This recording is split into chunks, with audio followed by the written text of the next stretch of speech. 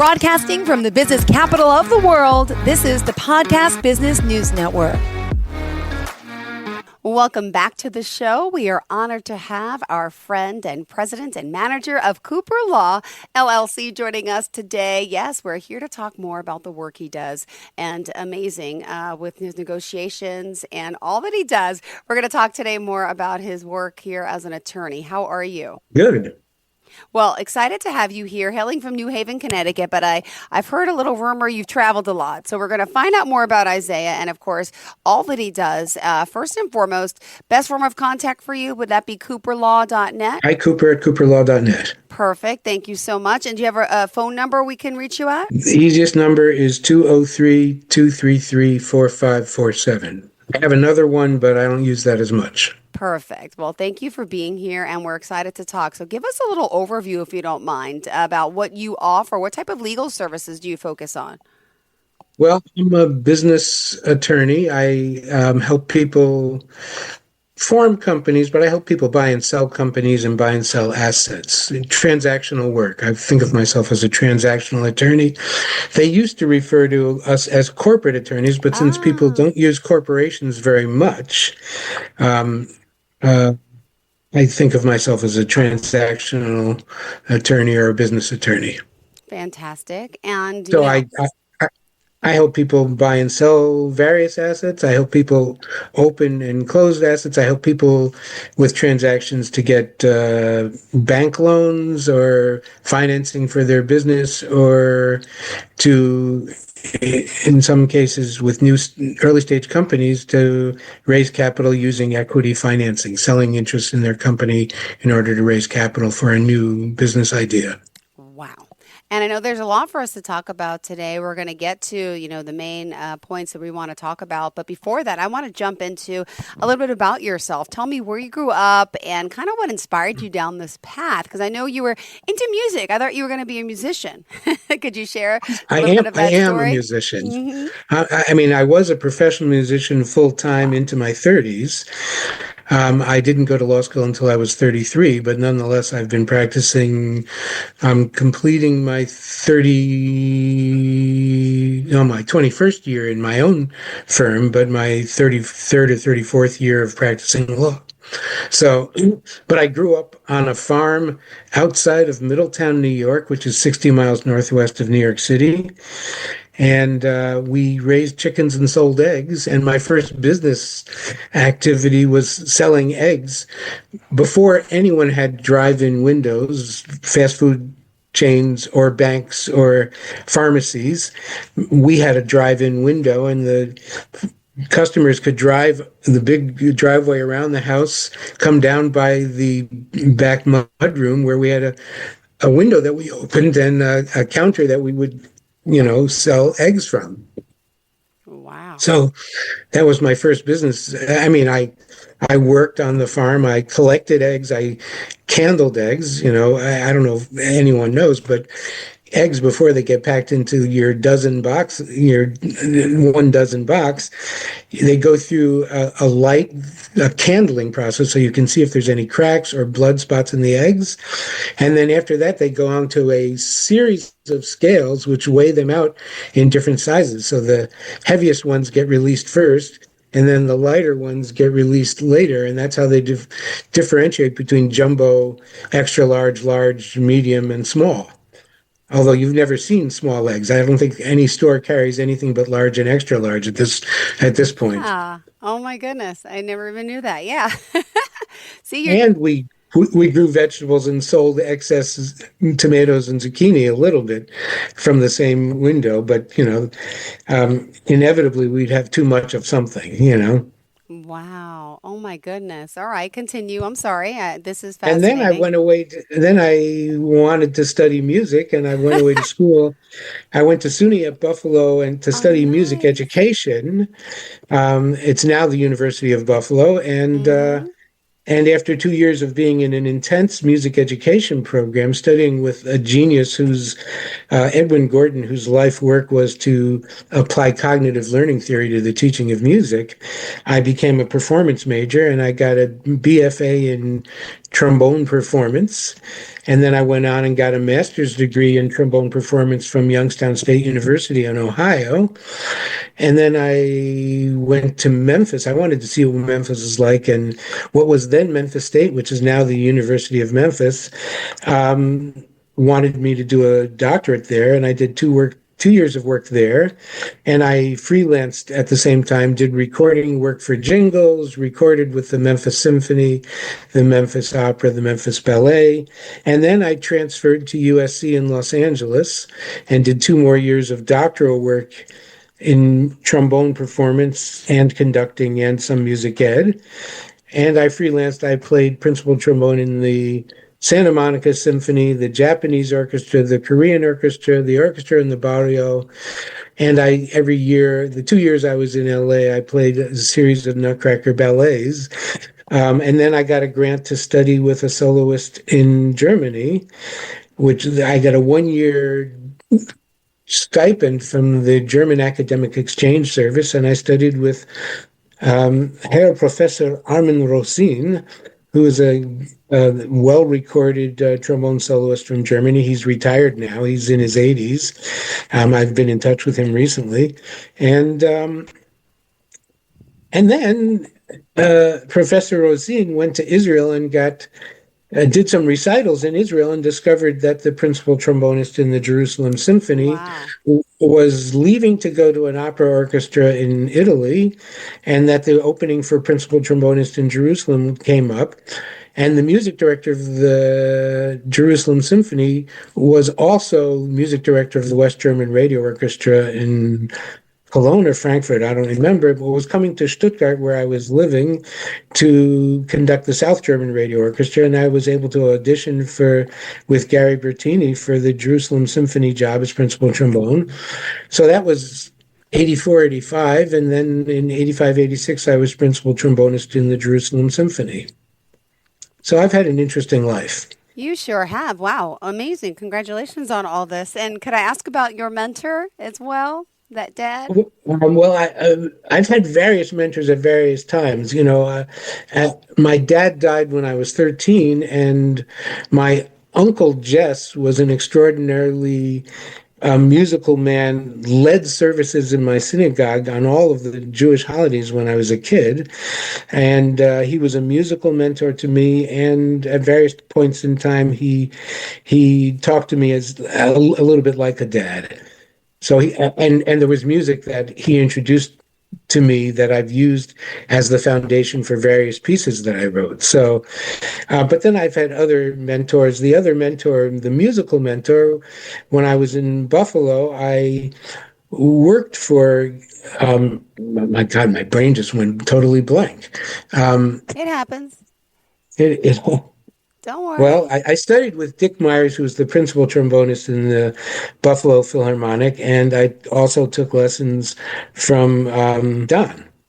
Where's my I'll come back to that, or maybe we'll cover that some other time. But he ran a small publishing company of brass music, and I was doing title pages for new pieces he was publishing. I was sending packages of music to music stores all over the country, and then he bought a music store, and I was also selling music in the music store. So. And then we played chamber music together. In addition to him teaching me, we played music together. We had a trombone quartet that we played in, and occasionally a brass quintet. So, and he was a valuable Wow. a mentor and advisor. He could play anything, and he was an extraordinary individual. Anything on the trombone. So.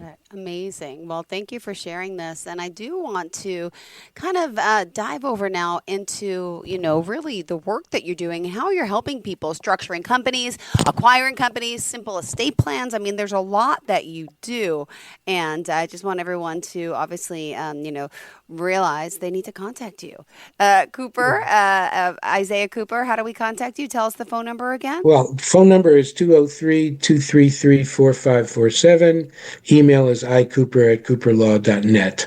Perfect. All right. Well, let's start. What is the first service you kind of want to mention to our listeners?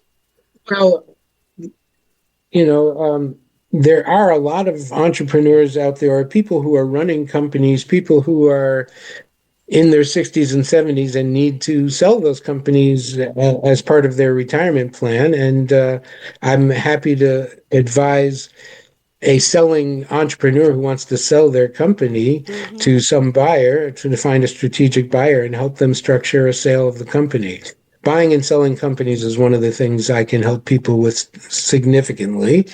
And often, sometimes the entrepreneurs who are running companies, they know the person who helped them buy their house, but they don't know a business attorney. Because the people who, I mean, I know how to do a closing for a house, but I don't, it's not what I do.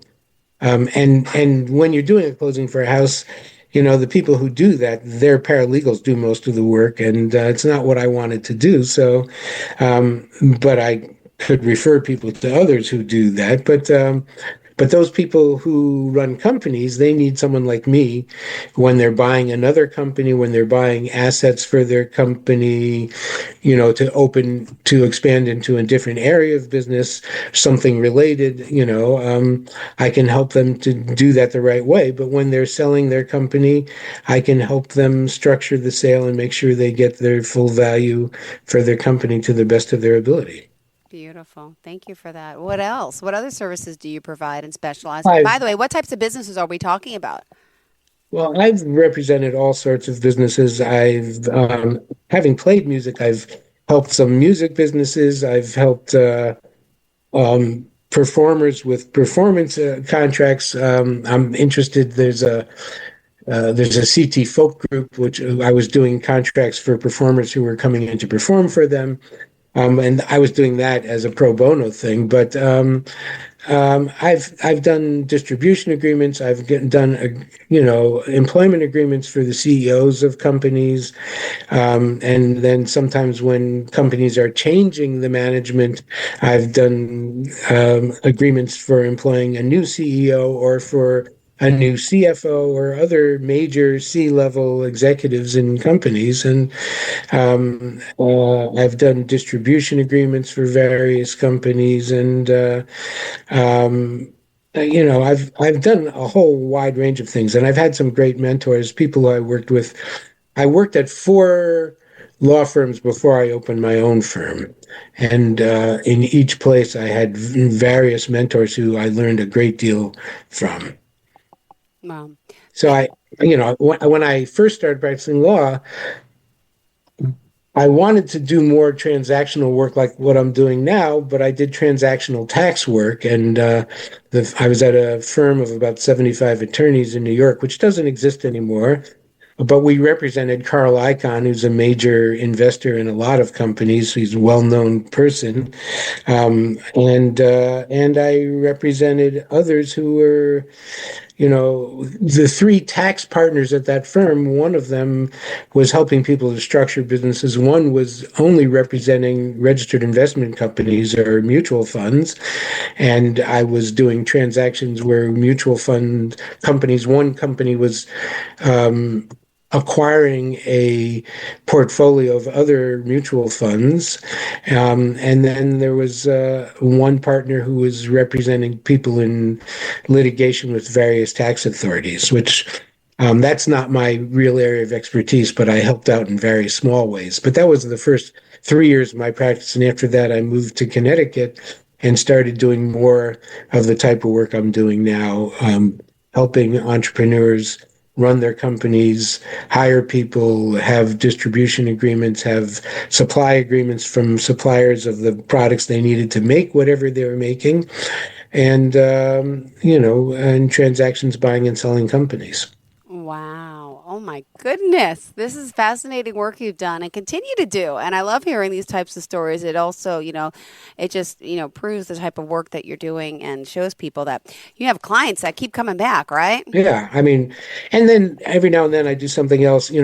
For years, my business clients would ask me to do an estate plan for them, and I refused for many years, even though I understood the basics. And then finally, I got myself a good set of basic estate planning documents from a seminar, and then I started doing them.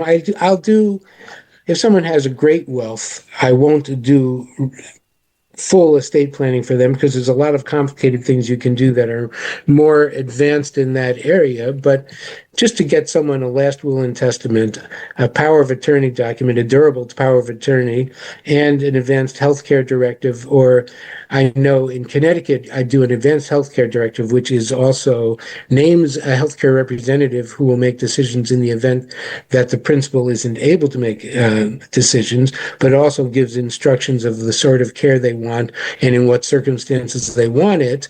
And then in New York, they separated that out into two different documents, a healthcare proxy and a living will. So I'm admitted into the bar in Connecticut and in New York.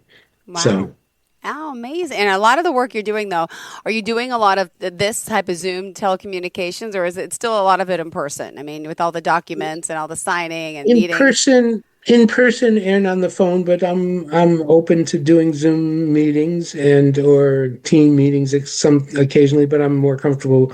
I've used Zoom a lot more than any of the other similar types of structures. But yeah, um, it's interesting. I have done work for clients where uh, which is shocking to me in light of how complicated what I do is, where I've never met the client in Wow. person.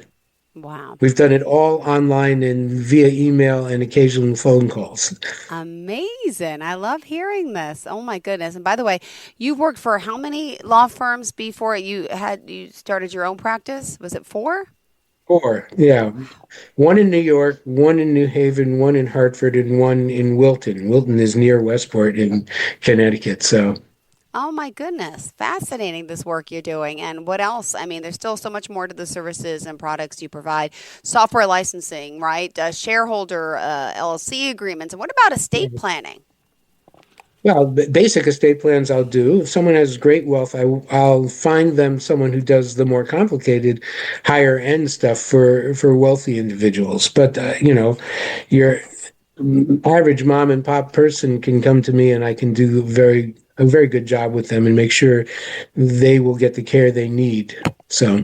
Wow, amazing. Well, let's also talk a little bit more about some of the other services you provide. What else in particular do you think is important for us to kind of talk about today to let people know that you're available? Um, well, I'm happy to help people sell their companies. That's one of the main things I do. But, when you know, often when someone is selling a company, people often believe that their company has greater value than it has. And one of the things I'm actually doing a webinar tomorrow on preparing a company for sale or for new financing. And, I find that entrepreneurs often they have an overvalued sense of the value of their company. They think they're making this, they're doing this much Mm-hmm. constantly, and they think it's worth more than it is for someone who's buying it. Got it. And I can give them a realistic view of what it's worth based on looking at their financials and thinking through some of the issues that come up as they're preparing to sell. And it's also how good the offer will be for a company like it will depend to a great deal on how Yeah, well organized they are. If they have all the information ready to go, if they've looked at their agreements with their bank, and they know what their obligations are with their bank, and if they've done acquisitions, if someone wants to buy their company, they have to show all of the history of the things they've acquired over time and be able to show clearly how it was done and to know it was done properly and that it was well documented. So that's part of preparing a company for sale is to look through all of the history and make sure it's all available and ready to be looked at. amazing. And let me ask, I know you mentioned, well, you have, is it two adult children you said? Are they in Philadelphia? Both in Philadelphia. One of them went to Temple University Oh, and ended up in Philadelphia. Went to Chicago for a while, came back to the New Haven area for just 1 year, and then moved to Philadelphia. And the other one went to Drexel University and is in the second year of a 2-year physician's assistant program, about to finish that program that was started in Nice. July of 23. So no one And else will in the family an attorney? I have cousins who are Okay. attorneys, but none of my siblings are attorneys. They were all programmers. And in early stage companies, sometimes, or my brother-in-law owned various companies and financed various companies and did various things. And my brother worked for Fidelity Investments as a programmer, so he's retired, you know. And my sister worked for Amex early on in her career before she had children, but she didn't. She did that for a few years before she had children. Oh my goodness. All right. Well, we still have a good And we're all music. all We're musicians. all musical. Well, Wow. my oldest brother, who's 80 years old, Yeah. and is not in great health right now, Mm. played the trumpet as a kid, studied voice, and sang in various choirs around the Middletown, New York area, and then in New York City. My sister took piano lessons and I think has done some singing and things at her in her synagogue community. My brother Bob is an extraordinarily good rhythm and blues pianist, keyboard player, and played on the road with John Mooney, who's in New Wow. Orleans, a blues singer from New Orleans, and I, was all over the country and in Germany and Israel playing trombone. So, Amazing. Wow. All right. Well, we still have just 5 minutes left in the show. What else do you want to make sure we cover for today? well, what else should we cover? I mean, one of the things I'm very concerned about, for thinking about basic estate planning, um, the advanced healthcare directives that I do for people, and that, some business people ought to have on their key employees, their C levels, people you ought to make sure they all have advanced healthcare directives. Mm-hmm. But um, people think about what procedures do I want taken on my behalf? Okay. And the answers vary very broadly. So if someone gets extraordinarily ill, as cancer, has a terminal case where they're not likely to recover, they don't usually, often, most people don't want that much done. They Mm, want to be made comfortable and taken care of and allowed to go as they go. But if someone is younger and has every likelihood of recovery from whatever ailments they might have, or if they get injured in an accident or something like that, and they're likely to recover, but it'll take some time, they usually want everything done for them. So in my advanced healthcare directive, I allow people to indicate what they want in both of those circumstances, which gives their whoever is their healthcare representative, who, if someone becomes unable to communicate with their doctors and their medical providers, their service providers, their healthcare representative will mm-hmm. have a better sense of what they want and don't want in the various critical circumstances where those issues arise. So I want to raise that, and then. For entrepreneurs who need to sell their businesses, they need to talk with a business attorney, and they need to get a sense from their accountants talking with the business attorney about what their company is worth. Because I mean, everyone who's built up a business believes in the value of the business. But sometimes those entrepreneurs who are running a business are wearing too many hats, Yeah. and no buyer wants to wear all those hats. So they have to replace themselves within the business before it becomes a business that's easy for someone else to buy and take over without Yep. having too many jobs and without being working too hard. So there's ways to increase the value. The value of that company goes up when you hire the right people to do all the different tasks, so that the entrepreneur who owns the company isn't doing too much. Got And so it. that a buyer can buy it and run it without themselves having to have 20 different jobs and being overworked and have no time for their family and friends. Hmm. All about moderation, right? Oh my Right. goodness. Well, thank you so much. It's been a pleasure, getting to know you. I'm glad we established this first show, getting to know all the services that you can help people with. And one more time, what states are you available to help in? I'm admitted to the bar in New Haven and Connecticut and in New York. I got the new part. All right, New Haven, Connecticut. I'm in New Haven, Connecticut by anyone in Connecticut and anyone in New York.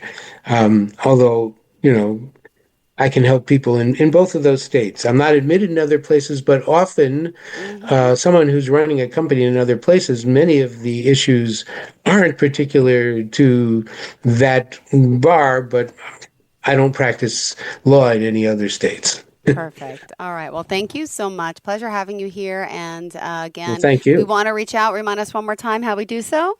Telephone 203-233-4547. Email icooper@cooperlaw.net. Perfect. Thank you so I much. look Have a forward to meeting fantastic people. same here. Thank you so much. Pleasure having you here. And if we don't speak before the holidays, happy holidays, Merry Christmas, Happy Hanukkah, Happy New Year. But hopefully we'll be back again soon. Likewise. Great. Take Thanks care. so much. Bye bye. Mhm.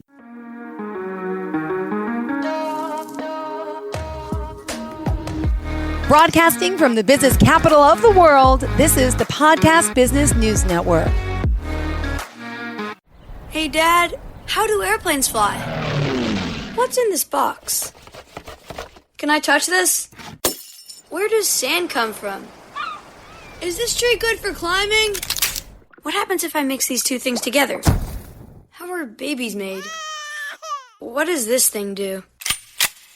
Kids are curious about everything, including guns. Talking to them about gun safety in your home is a good first step, but you can do more. Always keep your guns locked, unloaded, and stored separately from ammunition. Storing your guns securely is the best way to prevent family fire, including unintentional shootings. For more information on safe gun storage and ways to keep your family safe, visit endfamilyfire.org. That's endfamilyfire.org. What do we keep in the attic? What's this thing called? Can I ride my bike backwards? Like I said, kids are curious. It's up to us to keep them safe. Brought to you by End Family Fire, Brady, and the Ad Council.